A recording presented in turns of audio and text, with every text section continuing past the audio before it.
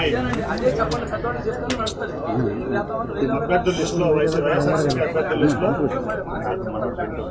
విజయవాడ ఎంపీగా నాకు వైఎస్ఆర్సీపీ తరఫున పోటీ చేసే అవకాశం కల్పించారు. దానికి ఆయన కృతజ్ఞతలు తెలియజేస్తున్నారు. ఈ మధ్యకాలంలో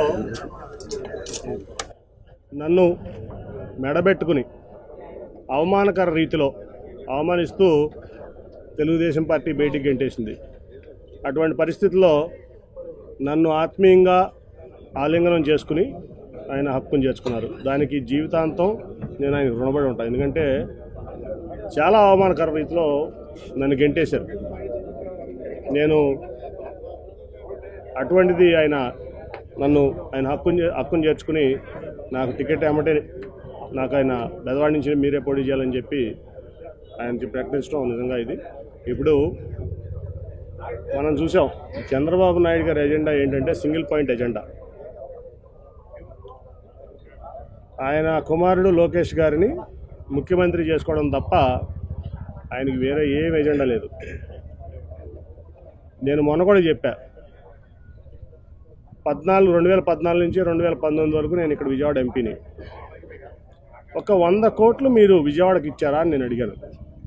100 కోట్లు సెంట్రల్ గవర్నమెంట్ ఫండ్స్, నేను తెచ్చిన ఫండ్స్ తప్ప ఒక 100 కోట్లు విజయవాడకి ఇచ్చారని నేను చంద్రబాబు నాయుడు గారిని పబ్లిక్గా ప్రశ్నించాను.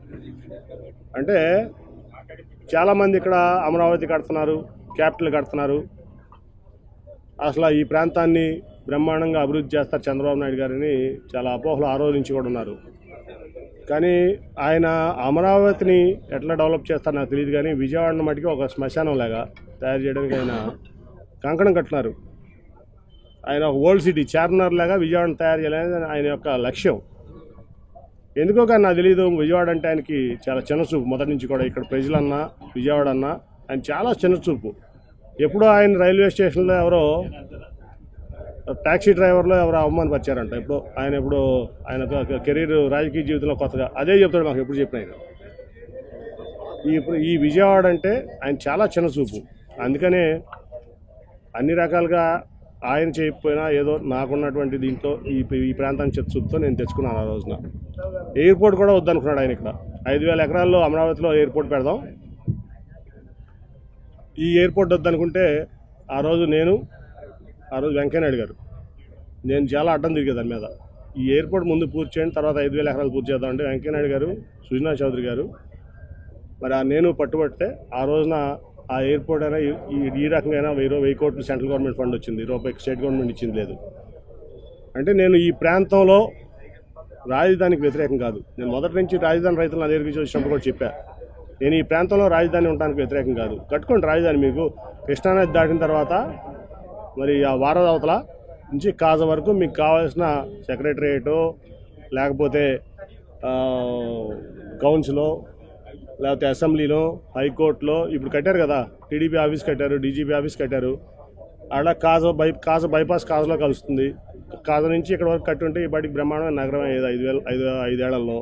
అది కట్టకుండా ఎక్కడో 55,000 ఎకరాలు 33,000 ఎకరాలు రైతులను మోసం చేసి వాళ్ళ రైతుల్ని రోడ్డు మీద పడేసి ఆయన ₹1 కూడా ఆవిడ గాజులు తీసి ఇచ్చింది, మా దగ్గర డబ్బులు లేవని చెప్పి. అమరావతి ఫండ్ అనమాట. వాళ్ళ రైతులు ఎకరానికి 10,000 వేసుకుని వాళ్ళు బాగు చేసుకుంటున్నారు. వాళ్ళు కోట్లు ఇబ్బంది పడుతున్నారు. అంటే నేను చెప్పేది ఏంటంటే, నువ్వు ఆ రోజున రాజధాని పెట్టాల్సింది కృష్ణానది వారధి దాటిన తర్వాత కాజ మధ్యలో నీకు కావాల్సిన left side 9H left side right side కట్టుకుంటూ వెళ్తే బ్రహ్మాండమైన గన్నవరం ఎయిర్పోర్ట్ నుంచి గుంటూరు వరకు ఈ ప్రాంతం బ్రహ్మాండం అయ్యేది. నువ్వు నీ అనవసరమైన ల్యాండ్ మాఫియాకి వెళ్లకుండా, ల్యాండ్ దీనికి వెళ్లకుండా నువ్వు పాత అమరావతి నుంచి తెనాలి వరకు మాస్టర్ ప్లానింగ్ ఇచ్చుకుంటే ఇవాళ బ్రహ్మాండంగా ఈ నగరం ఈ ప్రాంతం డెవలప్ అయ్యేది. కావాలని చెప్పి ఎక్కడో తీసుకెళ్లి అమరావతిలో 33,000 ఎకరాల రైతులు మోసం చేసి, నేను మొదటి రోజు చెప్తున్నా, వాళ్ళు చెప్పడం కాదు.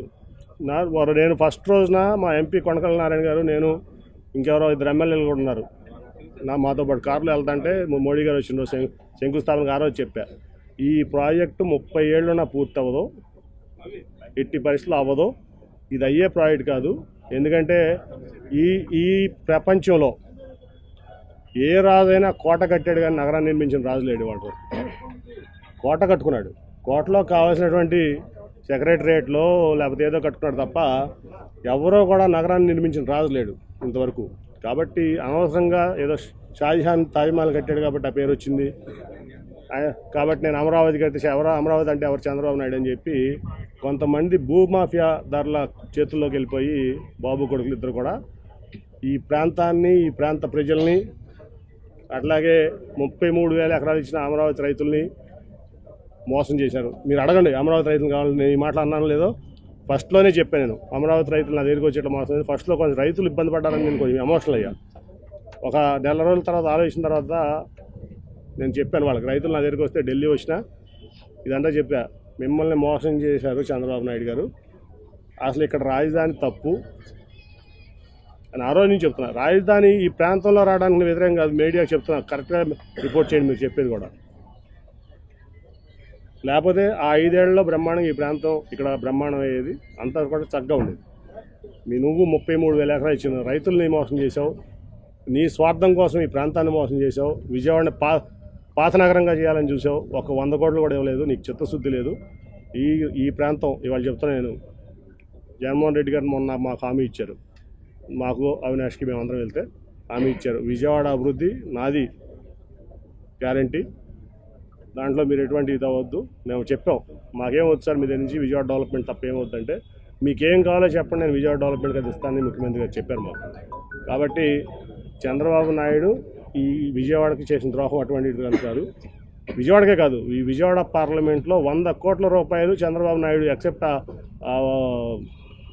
పుష్కరాలు అప్పుడు తప్ప 100 కోట్లు కూడా ఇవ్వలేదు.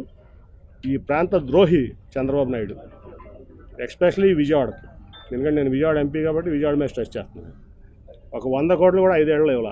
ఏంటి ఈయన ముఖ్యమంత్రి అయితే అమరావతి ఏం చేస్తాడు? రేపైనా సరే ఇప్పుడు పొరపాటున గెలవడు, గెలిస్తే పొరపాటు అంటే అమరావతి అంటాడు. విజయవాడ ఏమవ్వాలి? మిగతా ప్రాంతాలు ఈ రాష్ట్రంలో ఇప్పుడు క్యాపిటల్గా సెక్రటరియట్ కట్టాడు ఆయన. ఎన్నిసార్లు వెళ్ళాను నేను సెక్రటరియట్? ఎంపీ ఆయన మీటింగ్ పిలిస్తే 1-2 సార్లు వెళ్ళాను. నాకేం పని ఉంటుంది సెక్రటరియట్లో? రోజు కామన్ మ్యాన్కి ఏం పని ఉంటుంది? నీకెందుకు అంతంత పెద్ద ఇది మాన్యుమెంట్స్? కాబట్టి ఆయన ఈ ప్రాంతానికి ద్రోహి, ఖచ్చితంగా ద్రోహి. ఆయన ఎజెండా ఏం లేదు, ఖచ్చితంగా లొకేషన్ ముఖ్యమంత్రి చేయడం ఆయన ఎజెండా. దానికోసం పవన్ కళ్యాణ్ గారినైనా రేపు మోసం చేస్తాం, దాంట్లో ఎటువంటి డౌట్ లేదు.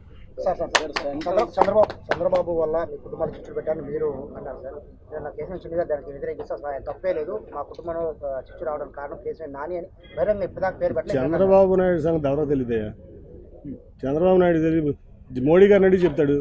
చంద్రబాబు నాయుడు గారు అడశిష్యులు పెడతాడు, ఏం చేస్తాడు? ఇంకా ఒకటి చెప్పేది ఏంటి, ఆ పెట్టల ద్వారా చెప్తే నేను చేయాలి, నీకు సమాధానం చెప్పాలేంటి?